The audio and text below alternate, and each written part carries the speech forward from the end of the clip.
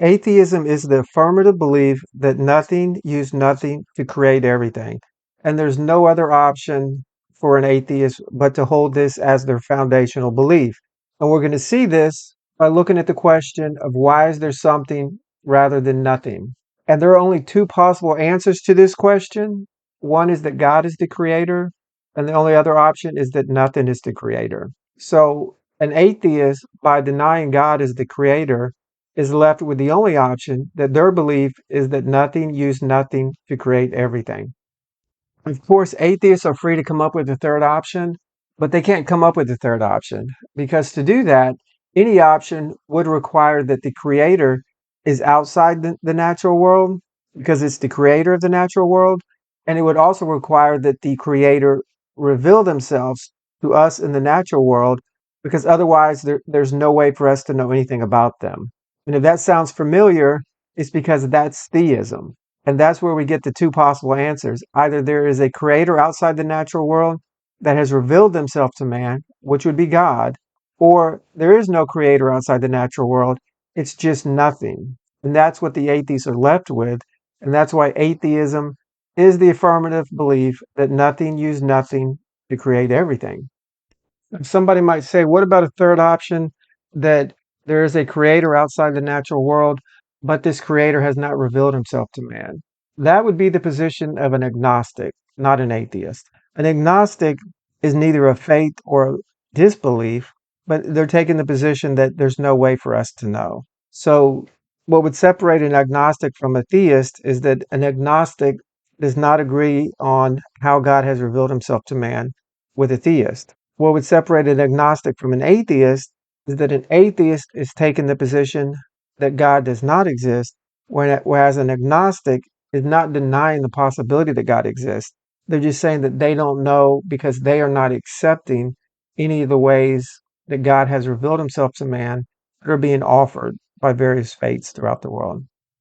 And that's why the Bible can say in Romans 1:20, for the invisible things of him from the creation of the world are clearly seen, being understood by the things that are made, even his eternal power and Godhead, so that they are without excuse.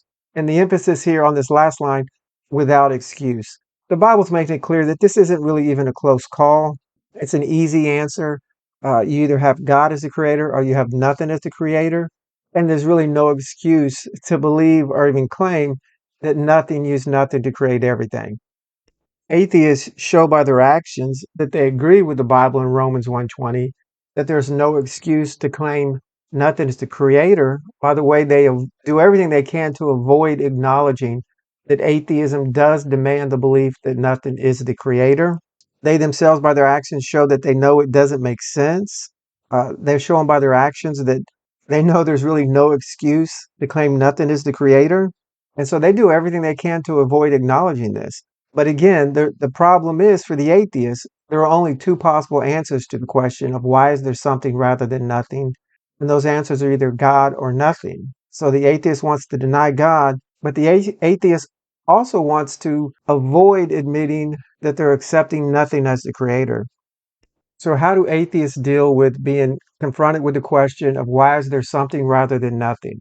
Or in other words, how do atheists avoid admitting to themselves or to others that they believe nothing used nothing to create everything? Well, they have a few standard responses.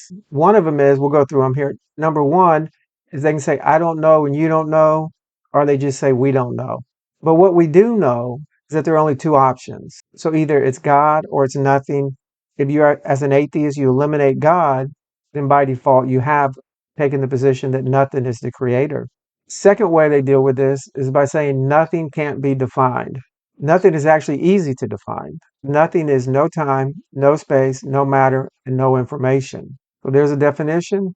We can answer the question now. Third response the atheists have is science will answer one day. The problem with this is that science does not deal with questions outside the natural world. Many physicists have been asked this question, and their response has been that this is not a question for science. It's more a question for philosophy. The fourth option the atheists have to respond is who created God?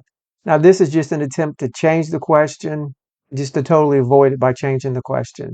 But how God reveals himself is a different question than whether or not God exists, It's a different question than how did creation get here?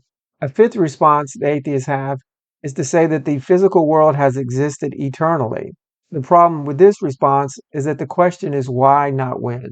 So if we want to say the material world has existed eternally, then the question just becomes why is there something eternally rather than nothing eternally?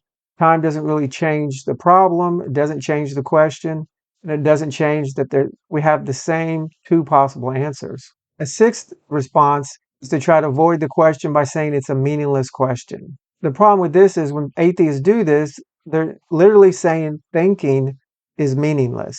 Thinking is not meaningless. And in fact, the question of how did everything we see get here, how did we get here? These are the most fundamental, basic questions of life, the same questions that men have been asking themselves since day one. The seventh response the atheists have is to say that the physical world is a brute fact. And by this, they mean it's a fact that cannot be explained further. The problem with this response is that it denies logic because you have a conclusion without a premise. That is, you have an existence of the material world without a creator. This response also denies science because you have an existence without a cause. The existence being the material world, but yet there is no cause, no creator. It says a lot about atheism that to deny God, that also requires that they try to avoid admitting what comes with denying God, which is that you believe nothing, use nothing to create everything.